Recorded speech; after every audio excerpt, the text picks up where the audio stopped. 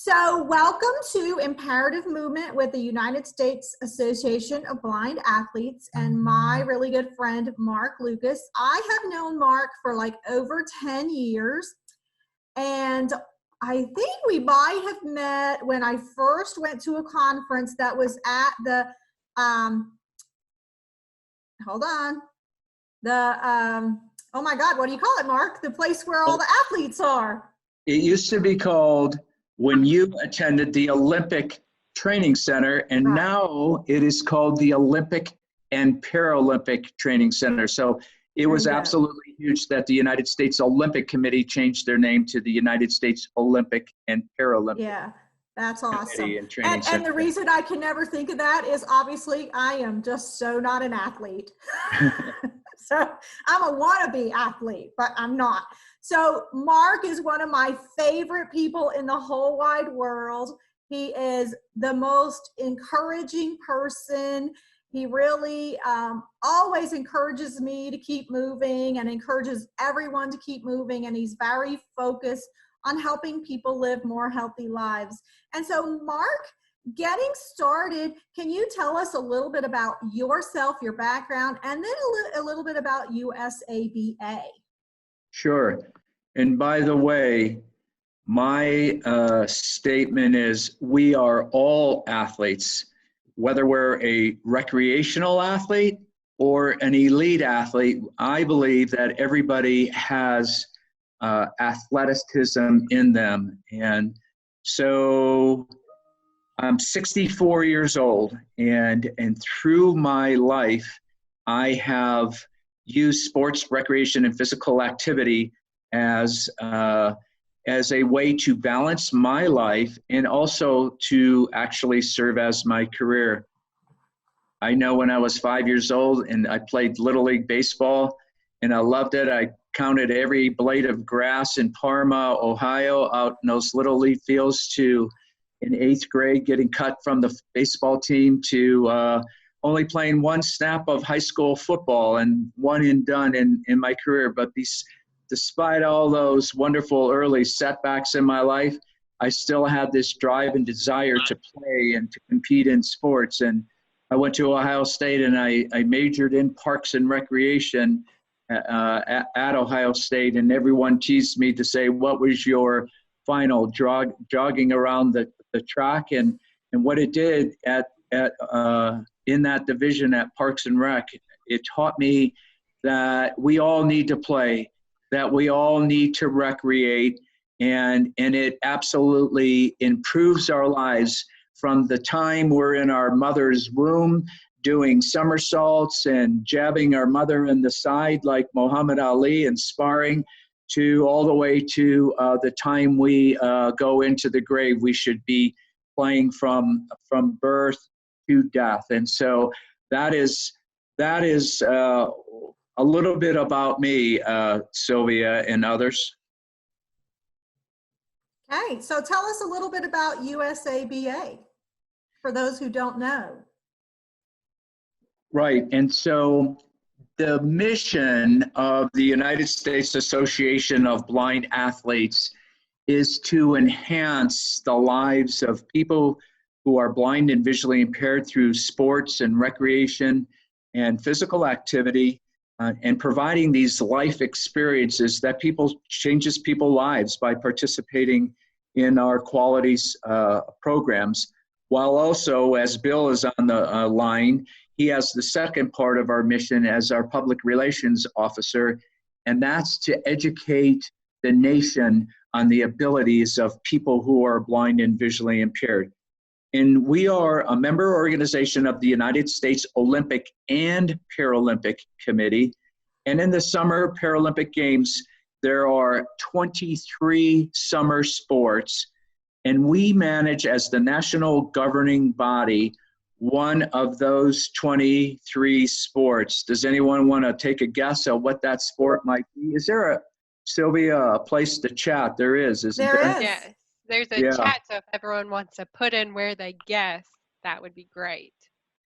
Right, so I'm kind of like Fred Flintstone, so this might be my third webinar ever, or Zooms, but anyone have a guess what that sport might be? And Emily, if you see it up there. It is. Someone I think someone responded. got it. Alice One said person goal ball. said goal ball. It is goalball. And goalball is the sport that we manage in the United States in partnership with the United States Olympic and Paralympic Committee. So great job, Alice Klein. And currently, we have our men's and women's goalball teams on hold training. They're in Fort Wayne, Indiana. We raised $500,000 for our men and women resident teams to train full-time to represent our country. As we know, though, the Tokyo Paralympic Games are on hold until 2021, and those athletes are actually quarantined. They're off the court, but they're like the thoroughbred. Somebody said they were from Kentucky, and they are like the secretariat in the 70s, ready to run the Preakness and go out and compete. But they are on quarantine right now, and so. Somebody said they've never seen goalball, and Bill has put up a link to goalball to watch it, and I appreciate that. So in a nutshell, Bill, do you want to play the video, or can we play the video, Emily? So we have screen sharing capacity. So if Bill wants, Bill has the video up, he could screen share and go from there. I don't know if Bill's comfortable with that, or if you would like me to try and play it. I don't know if that's the video of goalball, though. I think that's a yoga video. Oh, no, he just posted that one. is the goalball video. Oh, it is? Okay. Let me see if I can pull it up. I can tell you guys, it's a lot of fun. It's a lot of fun to play. Well, we like thumping Sylvia in the body with throwing balls at her, but goalball, if you want, while you're sitting and waiting, if you have your phone by you, go to the United States Association of Blind Athletes Facebook page, and when you click onto it, there is a 30-second sizzle video of goalball that Bill produced. And while you're in there, like our Facebook page, because we obviously want to have more people knowing what all of our different sports are. As Bill is trying to download it, goalball is played like reverse dodgeball. There are 3 people on a team at the same time, and the athletes are all wearing a blocked out ski goggle. So despite the athletes' visual acuity, they wear this blocked out ski goggle. So we have athletes with that are high partials, low vision, and totally blind. It equalizes the playing field. And instead of being a eye-hand coordination, which is all the sports as a sighted individual I grew up as, it is an auditory and tactile sport. The center and the 2 wings have orientation marks underneath on the court, the size of a volleyball court. They take the ball that was made in Germany that has spells in it, and they roll it on the floor across at their opponent, and they are tracking it on the defensive end to use their body to block the ball from going into the goal. Our hope and dream and vision is that every parent, every professional knows what goalball is, and having kids as early as 3-4 years old with the goalball in their house, rolling it with their parent, all the way up to seniors that are playing the sport that could be modified for all ages and abilities. We run 4 regional goalball tournaments across the United States. Yesterday, we just canceled our goalball tournament in Atlanta, Georgia in May. 4 regional tournaments, a national championships, and a youth nationals. And then our men's and women's goalball teams, we get $266,000 from the United States Olympic Committee, Paralympic Committee for our men and women to represent our country and go overseas and train. So that's goalball, and you could look at our Facebook page. We also do other sports like judo and track and field and swimming and skiing. I know Sylvia went skiing with U.S. Association of Blind Athletes in Breckenridge, Colorado. We do another ski program in Vermont. Both of those programs took place in March and February this last year. And the beauty of that program is we have wonderful trained guides provided by Vermont Adaptive Ski and Sport. and Breckenridge Outdoor Education Program. So we have many more programs. You could go to our website and look at some of those sports and recreation opportunities that we're doing. And I think oftentimes, Mark, we underestimate the level of athleticism people can have. I mean, there are some amazing athletes who are blind. And so really go and check out their website and watch some of those videos. And if you ever get a chance to go to any of the activities, the tournaments, or to refer clients. I had a really good time when I went with a group skiing in 2010. Now, I am not a good skier. It was my first time. I'm going to be honest, and my last, because that was hard. So, Mark, our next question is, what is imperative movement? Yeah, that is, how many, if you have a mantra, a saying, just go ahead and raise your hand in the chat room. And Bill, you could just moderate with me when there's questions up and call a timeout or how many hands are up. But imperative movement is actually my mantra. And I live it and I breathe this mantra. And the first part of imperative movement, imperative, it means that it's non-negotiable. It's something that must be done.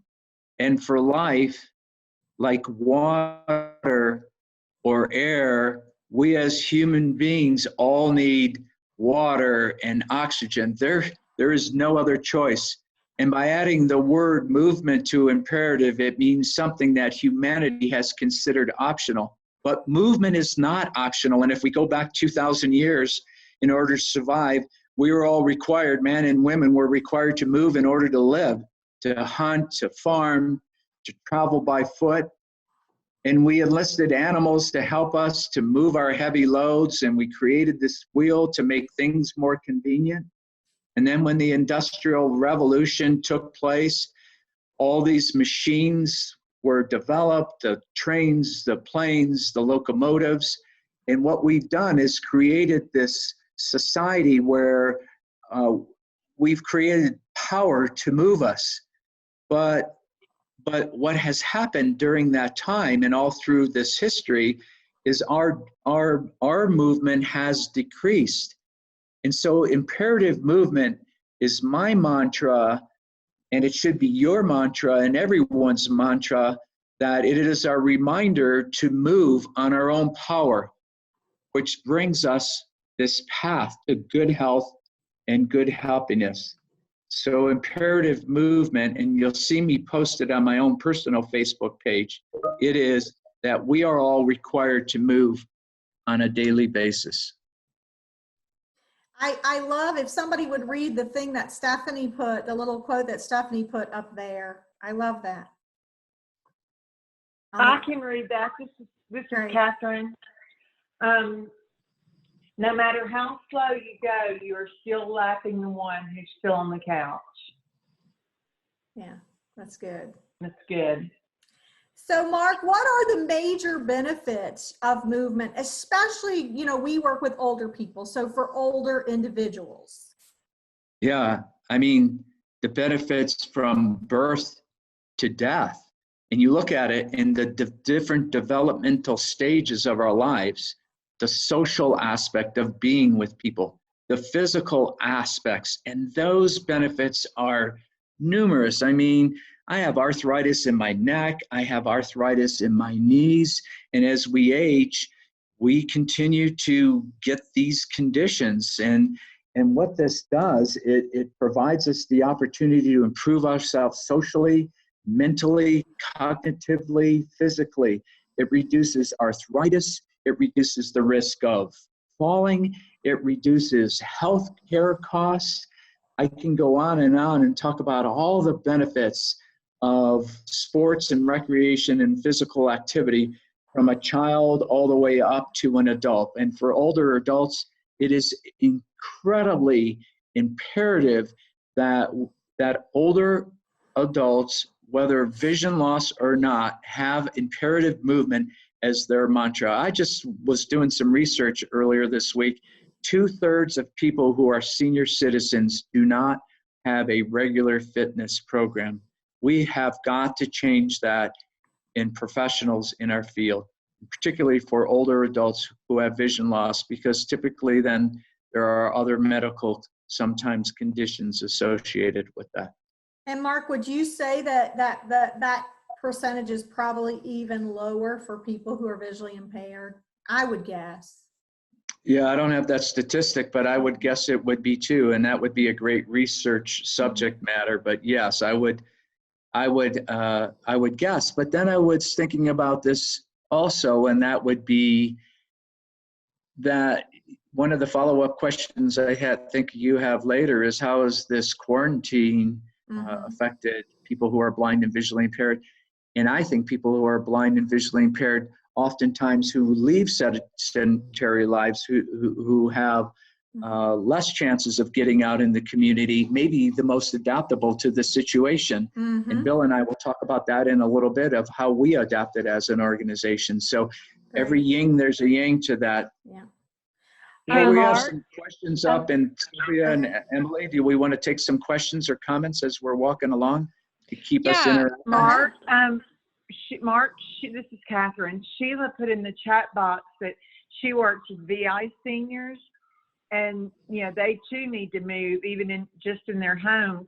And she said one consumer used her walker to hold on to do her exercises just to keep up with their daily balance. Yeah, whatever it takes to be able to adapt into the situation. I mean, every sport for people who are blind and visually impaired has an adaptation. And for seniors, that's no different. We make the adaptations in order to do the exercise to our fullest ability. So whether they're using their walker or not, that is absolutely fantastic, whatever it takes. Thanks for sharing that, Sheila. Anybody else have any cool thing that you want to share? Mark, this is Tammy from West Virginia with the Rehab VI program. Just wondering, incentive or initiative to help the older seniors. I know a lot, what I've seen is the depression that they have sometimes is so bad, they don't even want to get up and get going, whether it's a visual impairment or not. Do you have any suggestions on how to try to help them with their depression to stay mobile? Yeah, I think everybody's different personally. I mean, if I don't work out for 2-3 days, I go into this funk and I become totally depressed. And maybe it's endorphins, I don't know what, but I believe that every person is different in how we motivate them. And so the key for you is, how do you motivate seniors who don't want to work out? I mean, I faced that with my own mother as she aged and passed away at 92 years old, and started using a walker, then went into a wheelchair, and then made people more herself dependent on, she became dependent on people doing things for her. And so how do you do that? How do you motivate people? I couldn't get my mother to be motivated to do it. I don't have the secret sauce for that. So I really don't. And maybe somebody else has those recommendations. But I guess before I give up the floor and take a stab at it, it's creating that routine every day. Again, imperative movement, whatever it looks like. 30 minutes a day, 20, 30 minutes a day, 5 days a week, creating that routine in your life and in their life. And so if you have, I believe seniors, the older we get, the more structured we like. I think that's a generalization.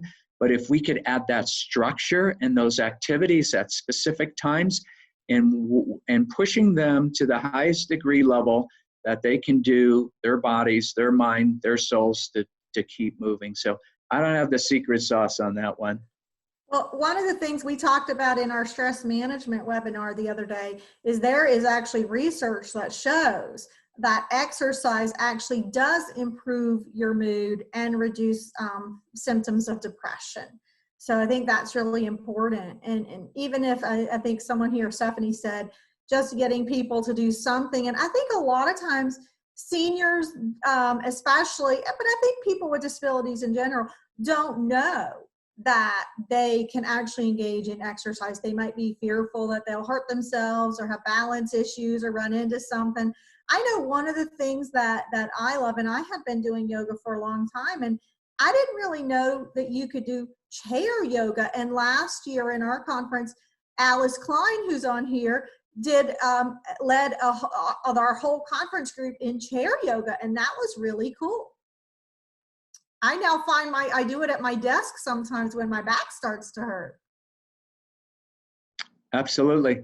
So there's a whole bunch of recommendations up there. I see Stephanie, I see Sheila, and I see EO45. So anyone want to step in and hook into what we've been talking about, including the yoga session online? Or any ideas about moving more and getting ourselves or our seniors to move more? Any other ideas?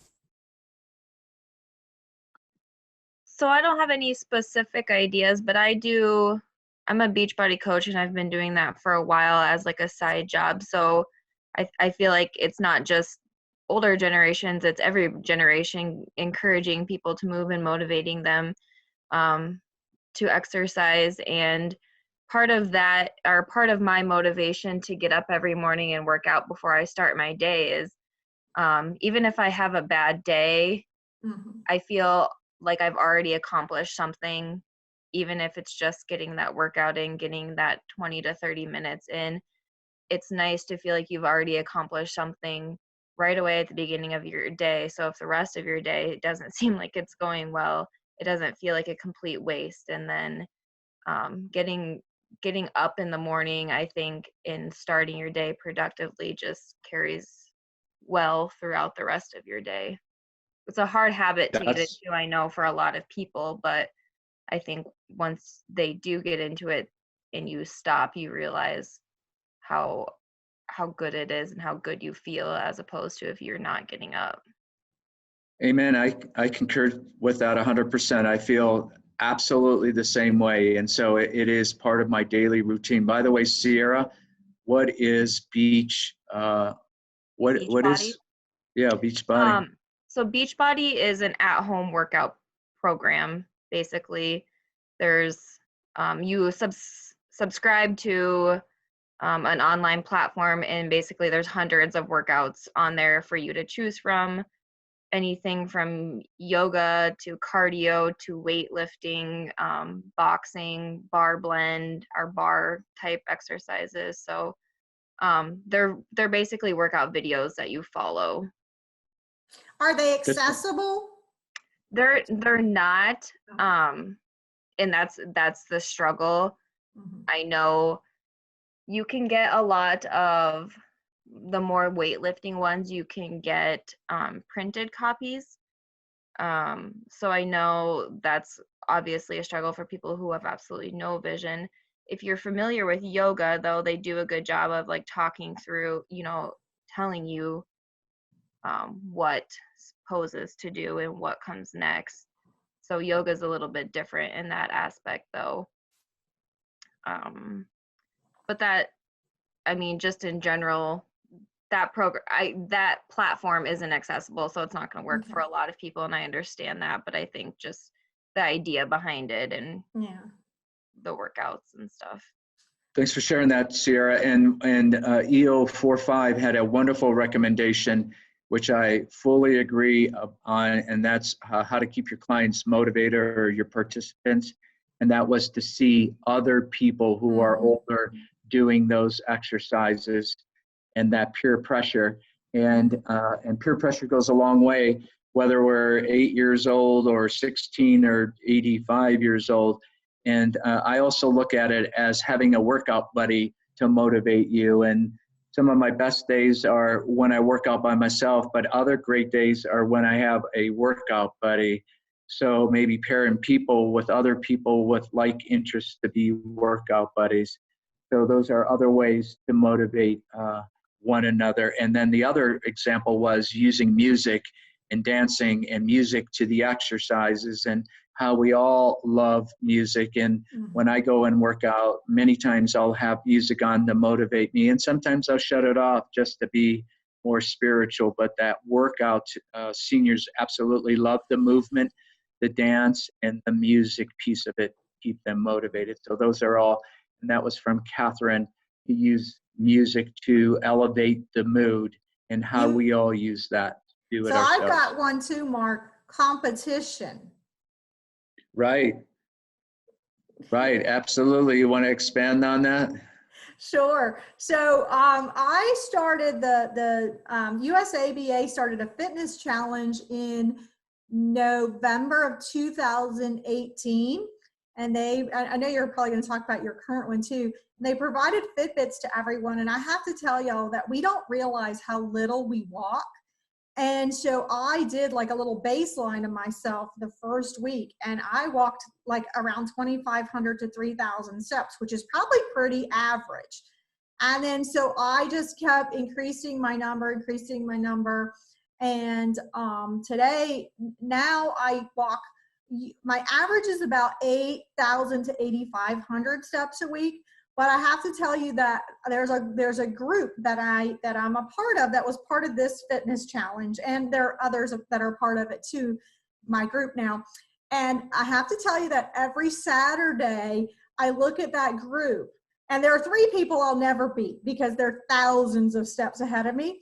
But there's 2 or 3 that were always kind of in the same thing, and I don't care. I will just stay walking up and down my hallway until I'm on top. And so a couple weeks ago, I went to bed thinking, oh yeah, I have beat them out. I got up the next morning and one of them beat me out. And I don't even know who one of these people is, but I feel so competitive with them. So. And yes, and I'm the most competitive person in the world. So I think I let my wife win one time in my life in 500 rummy. But to hook in on what you're saying about the Fitbit. So 7 years ago, the United States Association of Blind Athletes received a grant from the Anthem Foundation to reduce the obesity rate and increase the active minutes and steps of people who are blind and visually impaired. And 2 years ago, received $344,000 to partner with 19 agencies across the United States. And we partnered in these selected markets, and more than 500 people who are blind and visually impaired, 16 up through adult of all ability levels, were wearing the Fitbit. And we did get that grant again this year, although it was reduced to be in 11 cities, but we expanded that through our own fundraising efforts to be in other markets. And so we have hundreds of people who are blind wearing the Fitbit to track their active minutes per day, which should be 30, and or their steps. And so then when the coronavirus hit, then the staff determined, what are we going to do? We were ready to launch this Fitbit challenge, but people can't get out and walk. So we went back to some of our patients and grantors, and we asked them if we could use the funding dollars to create a national fitness program. It's called United We Move. We are giving Fitbits to anyone of all abilities. We're shipping Fitbits to people who are blind and visually impaired to be a part of this United We Move program. And we have Paralympic athletes like Tyler Marin who are doing fitness programs, yoga, and other strength and conditioning programs, and posting it on our Facebook. And people who are blind and visually impaired can use these audio descriptive workouts to these Paralympic athletes like Tyler Marin to increase their steps 30 minutes a day. And the Fitbit is accessible for people who are blind. Bill, do you have anything else to share on that program that I may have missed? I think you did an awesome job covering the bases there, Mark. But we do have a lot of good people chiming in with ideas that they're doing, and keep it up. I love the comments. So in this call, unusually impaired, and you want a Fitbit we'll ship you one. Just I'll leave my information after this, at the end of this call. So again, we have some really cool things that we're doing virtually within our organizing this Fitbit tracker. But you don't need to have a Fitbit tracker. My wife and I were going to the gym every day, 6 days a week. And now our yoga instructor is doing a virtual class, and those are tape recorded. And there's all kinds of videos you can find. The 7-minute workout video, the 10-minute workout video on abs, which kick my butt all the time because I like to drink beer and let my abs fall apart a little bit. So that's where I need to be motivated more in the ab space. But as I get older, 10 years ago, I never thought I would be doing yoga in my life. And every Tuesday and Thursday night before the virus, my wife and I went to yoga studios 6 to 7 o'clock at night. Typically, I would be the only guy in the class, but I didn't care about that because I knew what it was doing to help my body to stretch, to get more balance because I have no balance, to increase my strength, to increase my core, and to reduce, hopefully, or stop the arthritis from going into my body. And so one of the things that I highly recommend for seniors is yoga. I was going to the swimming pool. Last year I did my first triathlon and I was in the pool, but I started again this year, swimming once or twice a week. And in the pool, next to me on the other side are always senior classes. And at the end of my 800-meter swim, I'll go over and watch the seniors work out. And I know in 5, 10, 15 years, I'm going to be one of those seniors that's sitting in the and participating as a senior. And so that water aerobics is absolutely awesome for anyone and everyone in that swimming. One of the things that I did years ago, Sylvia and I belong to a Vision Serve Alliance, executive directors who serve agencies for the blind. And this was 10, 15 years ago, and one of the CEOs asked me to do Tai Chi. He's from New Hampshire. And I thought, Tai Chi. And I went and I did that class, and it was body movement. And I thought, this I'm not getting anything out of this class. But I now today recommend the body movement like yoga, and that is Tai Chi classes. So yoga, water aerobics and swimming, and Tai Chi, I think, are some of the best exercises and activities for seniors. Yeah. So we could stop for some questions. Stephanie says, water aerobics is known for seniors. I have participated. It is no old lady class, at least the one I went to, and that's great. I took We it want to in be college moving, at and that Florida water State. aerobics is absolutely fantastic. Right. Mm-hmm. Other questions out there. Walking videos. Annalie Rose. Leslie Sundberg has several walking videos on YouTube that are very easy to follow. I do them frequently. Samsung videos. I think it's Leslie Samsung. All or right. something like that. Yeah. And they're supposedly accessible, yes. Stephanie says, I see some guys at yoga classes. That's great. Most of the guys in my gym are downstairs doing the bodybuilding instead of upstairs, but yes. Sheila says the Sweet Coin app is good as it keeps record of your steps and you get paid to walk. Paid to walk. You could spend the money on items they carry. I'm new to this, but it's pretty cool. Wow, not heard of that one. Sweet Coin. Maybe, Mark, y'all should get something for USAB. There are programs like that where there's ones where you can donate to charity. And I was going to ask you if USABA is one of those charities that can be donated to for people walking. No, I have not heard about that at all. So we all need money, right, for our organizations. Sylvia, more questions or group? What are you guys doing specifically to stay active? I mean, I think you've mentioned that, but maybe everyone could kind of pitch in what they're doing to stay active now that we are quarantined. I actually have a quick question. Huh? Your name is? I'm Alice. My name is Alice Hi, Klein, Alice. and we've been talking a I little like bit your I like your tie-dye. Thank you. This is my quarantine outfit of choice.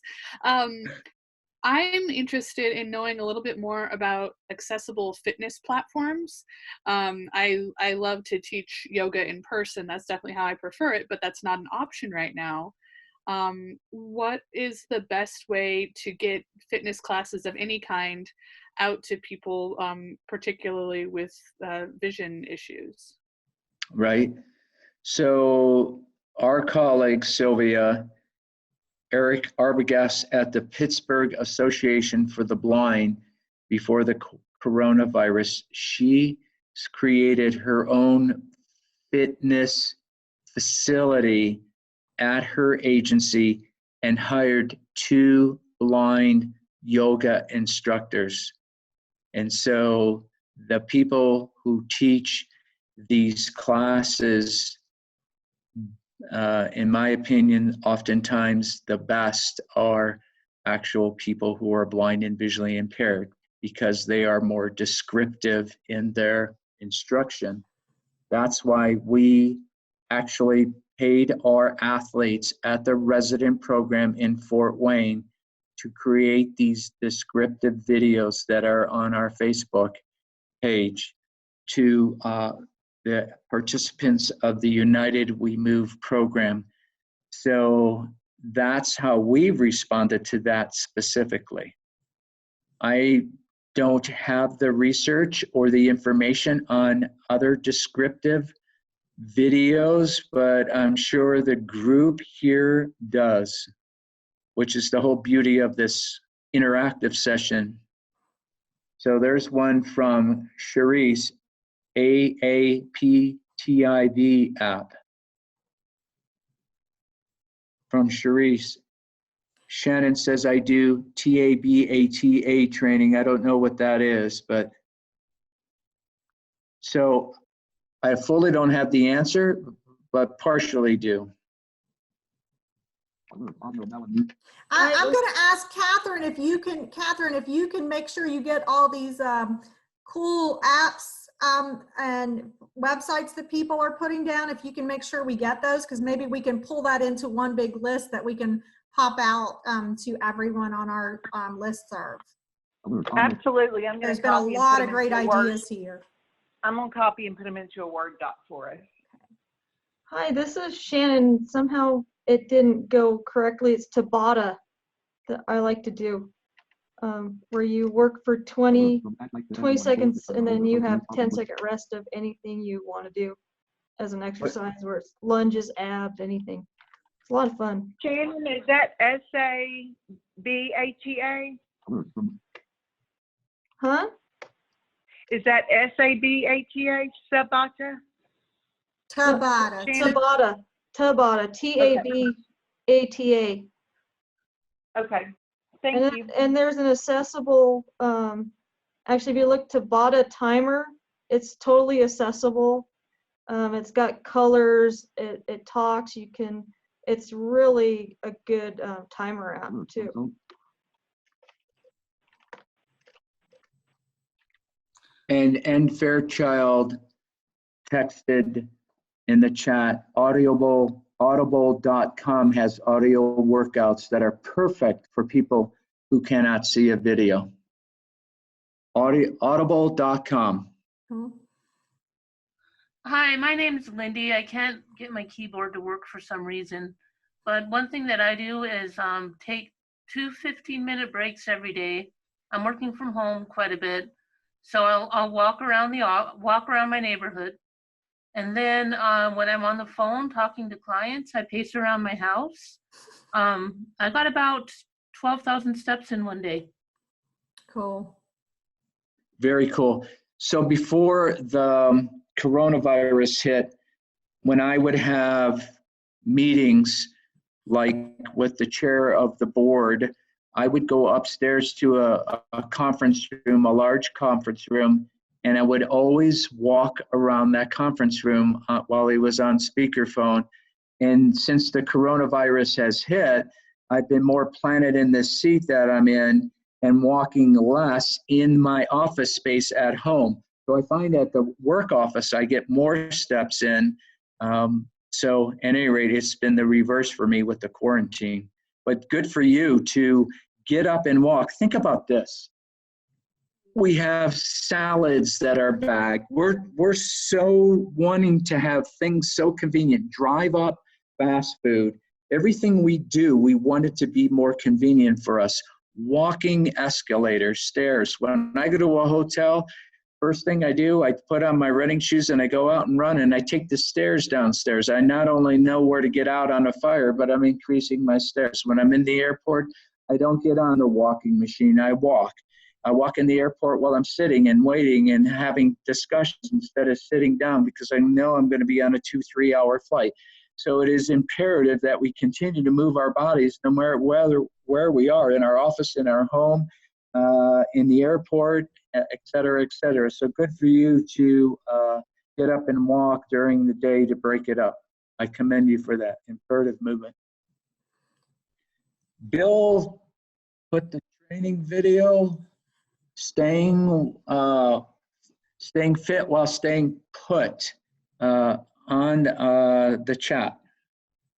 So I encourage you all to look at that. Sylvia.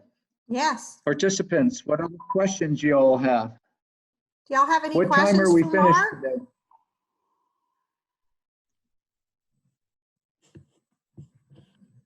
One of the cool things I did a couple years ago, I guided the first and only person who's blind and visually impaired up Pikes Peak Mountain from 6,000 feet to 14,111 feet. And so I've had the opportunity to get on tandem bikes with blind people, guide them in marathon races. And last year, a blind guy did something for me. Jason Romero, who runs a 2:58 marathon, said, come run Boston with me because you need a 5-hour qualifying time. And I hadn't had one. And Jason said, let a blind guy do something for you. So I ran the Boston Marathon with him. He could have 3-hour Boston Marathon, and I did it in 4:48. So I've done some cool things with blind people in sports and recreation and physical activity. Talking about elite athletes, I think about the two guys that I know who recently did that race across America. That's killer. Yeah, well, the guy that I was talking about, Jason Romero, and he has a book out and a second book coming out in June. He ran from Santa Monica, California to New York City in 57 and a half days. It was more than 3,000 miles. So, and he did that with his mother in front of him driving this 93 Dodge Caravan or whatever it was, going 3 miles an hour. So pretty incredible story. Yeah, and I was thinking about Dan Berlin and Jack Chen and their bike across in 7 days. So yeah. There's nothing about that, running or biking across America, that even comes close to being appealing to me. It all sounds nightmarish. Right. Thanks, Al Griffiths, for the congratulations on the marathon.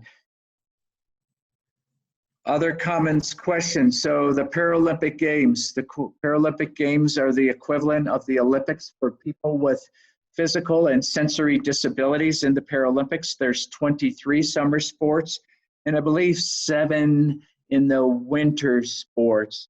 Our men's and women's goalball teams, as I mentioned, are thoroughly kind of down right now because they were ready to compete in Tokyo in August, and now they got to train another year and wait. And so, does anybody know where the 2024 Paralympic Games will be held?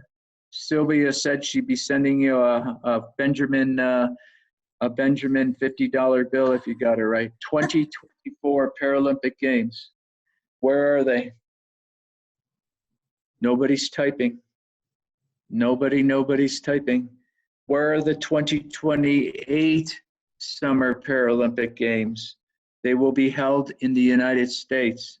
I wanted the IOC and the IPC to name LA, Los Angeles, for 2024 because we would have been able to see the games live instead of watching at 2 o'clock in the morning and not having them live. In 2024, they'll be in Paris, France, 2028, Los Angeles, California. So in the games, there's 3,000 athletes in these 23 sports, 5 different disability groups, amputees, blind, visually impaired, cerebral palsy, head injury, and athletes with dwarfism. And the blind, visually impaired participate in tandem cycling, goalball, judo, swimming, track and field. David Brown runs the 100 meter in less than 11 seconds with his guide runner. Alexis Gillette does the long jump as a totally blind athlete. He's won 3 silver medals. He was hoping that the games were going to be in 2024 in Los Angeles. When he competed in Brazil, all the fans were loud, and when you're jumping, you can't have that noise because the coach is calling for his steps when he's ready to jump, and all the Brazilians like to party, and they were loud in the stadium, so he knew that they would be more quiet in the stadium in Los Angeles. Cherie says, wow, hoo-hoo, LA, I just wish they could broadcast these like they broadcast Olympics more and more, and we'll see Los Angeles in live in 2028. And you're right, we wish there were more broadcast of those games. Bill Kellick, who's our media person, has been to 5 Olympic Games. He was going to be going to his first Paralympic Games, goalball, but that'll be delayed till next year. Comments, questions?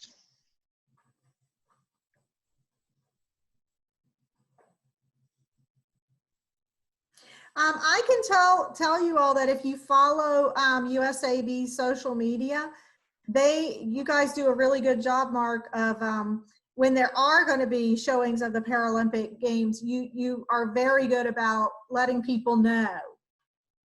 Right, and we have a newsletter that we send out every 2 weeks. If you want a copy of that newsletter, I will put my email address, and there's no cost to it, or you could just get onto our website and type in as a member. You don't have to pay for a monthly newsletter, and we'll send it to you with all of our different activities. And again, if you want a Fitbit, you're visually impaired, and you want to be in United We Move, send me an email and we'll make sure we get you one. Bill Kellick, you're on the line. Anything we missed with the group?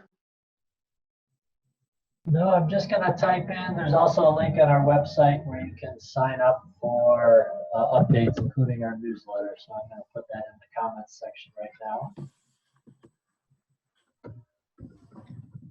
Sylvia, if you want, I could talk about one other program we're doing. Sure. So in the Paralympic Games, there are 23 summer Paralympic sports, and the United States Olympic and Paralympic Committee is the national Paralympic committee in the world in the United States to send teams overseas. They send athletes in 22 of 23 summer Paralympic sports. Sylvia will send you another $50 bill if you guess what sport the United States Paralympic Committee does not send a team in, because there is no team. I know what it is. Well, you can send yourself $50. Well, you know what? I think I know what it is, and I think that I'm going to have something to tell you that you might not know. So let's see what it is. Well, I was waiting for somebody else to see what it is, so that you'd send them that $50. Yeah, right. Anyone care to stab at it? High jump. High jump is Oh, part that's of not, track and field, and it is one of the events that are in track and field. So there is high jump. Good guess, Sheila. Sylvia's biting at the bit, but we're not gonna, one more guess. Swimming is part of the Paralympics, and all 5 disability groups participate in swimming. Good try, Alice Klein. You do not get Sylvia's $50 bill. stop. One more with it. try. Rifling. Bill, their shooting is blind shooting part of, that's not the sport, by the way. No. Bill, are blind included in shooting? I do not believe that shooting or archery have a blind division in them. Yeah, I don't. You know, amputees and whatnot, but I don't believe blind is involved right now. But biathlon is adaptable to blind. Right. Right, and that's winter sport. So Sylvia, is there anyone else that would like to guess for that $50 bill? Going once, going twice. All right, Sylvia, go Is it ahead. sailing? It is not sailing. Oh, Sailing- because I was going to tell you, I don't know if you know that I used to competitively sail on the Oh, Florida nice. US sailing team. Oh, fantastic. Yeah. That's awesome. In the early 90s Where? in Miami. Very cool. Even And I there's a even went to England to compete in the international in the Wow. world. Mhm. Did not know that. There is a blind sailing group down in Miami, right? I know. Yeah. So the sport is blind, drum roll, everybody, soccer. Oh yes, There is no blind soccer. There are more than 50 countries playing soccer in the world, but there's no blind soccer team. So USABA, when we found out that LA got the bid for the 2028 games, we started to form soccer teams. Why? Because the host nation gets an automatic bid. So during the last quadrennium, our men's and women's goalball teams had 3 chances to qualify for Tokyo, which they did. In LA, in 8 years, they won't have to go qualify because they get an automatic bid, just like Japan does on the men's and women's side for goalball or wheelchair basketball.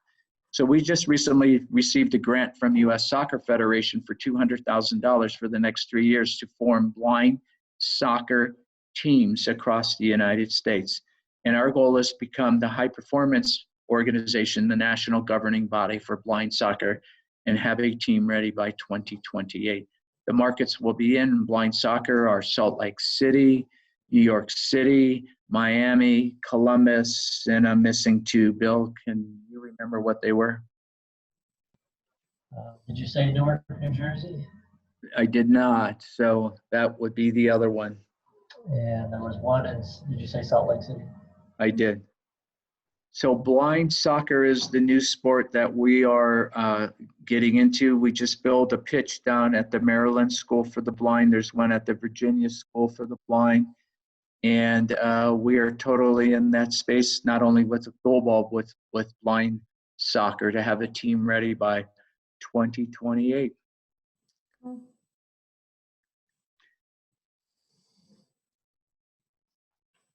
Well, thank you, Mark and Bill. I think that you have answered a lot of questions. I encourage everyone to go check out their website, their social media, sign up for their social media because they're always sharing really inspirational stories and quotes from athletes, and just I find it super inspiring. Sometimes I see Mark's posts and it reminds me, ooh, I haven't moved enough today. And I think that they're really good about just kind of motivating you. And try to get your seniors to engage in some kind of fitness activities, even if it is just sitting in a chair and doing some stretching, something. And I think someone said earlier, if they can just start with something and then gradually build up their capacity to do more and more, because it does help with orientation and mobility and with balance and strength and just overall feeling better. And I know that many of our, and I think, Mark, you were going to share that the National Council of Aging, I don't know if you shared that yet, but they also have the programs that a lot of the senior centers do. They now have those online, and supposedly they're somewhat accessible to people. So check some of those out for your clients or yourselves.